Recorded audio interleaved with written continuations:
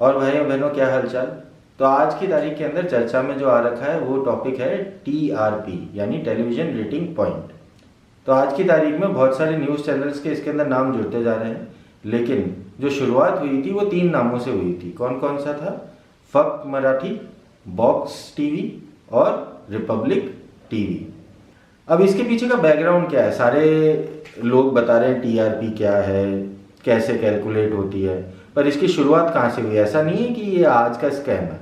20 साल पुरानी कहानी है इसकी। जब दूरदर्शन हुआ करता था, हुआ क्या था कि 2008 के आसपास, 2008 के आसपास आपकी जो टीआरपी कैलकुलेट करने वाली कंपनी थी, यानी जैसे अभी बार्क करता है BARC, उसकी जगह आपका TAM करके एजेंसी थी उस टाइम पे, यानी टेलीविजन ऑडियंस मेजरमेंट।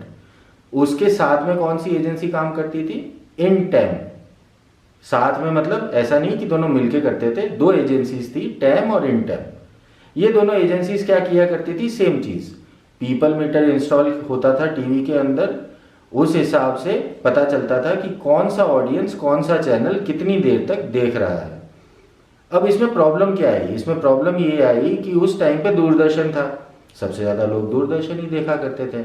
तो जो टॉप के 50 स्लॉट्स हैं प्राइम टाइम के, उसके अंदर 32 स्लॉट तो दूरदर्शन के हुआ करते थे। अब जब TAM ने TRP का रिजल्ट निकाला तो उसके अंदर जो प्राइम टाइम का स्लॉट था न्यूज़ का, दूरदर्शन का 92% शेयर था, लेकिन नंबर 1 चैनल बनाया गया, जो चैनल अपने आप को सबसे तेज बोलता है in terms of news. Doordarshan के सारे जो हेड थे वो परेशान हो गए। परेशान होने के बाद में उन्होंने इसके ऊपर इंक्वायरी करने की कोशिश की, बहुत सारी चीज़ें हुई।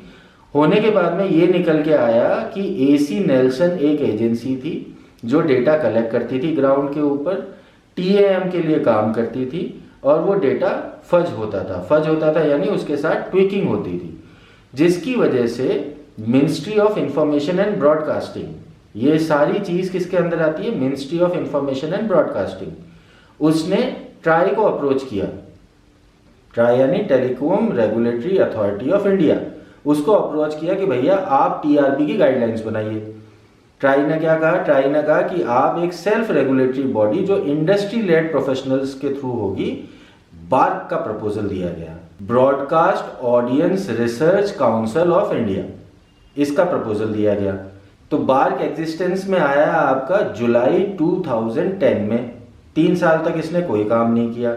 Ministry of information and broadcasting ने TRP की गाइडलाइन निकाली जनवरी 2014 के अंदर, और फाइनली बार्क को एक्रीडेट किया गया MIB द्वारा TRP मेजर करने के लिए जुलाई 28, 2015 के अंदर।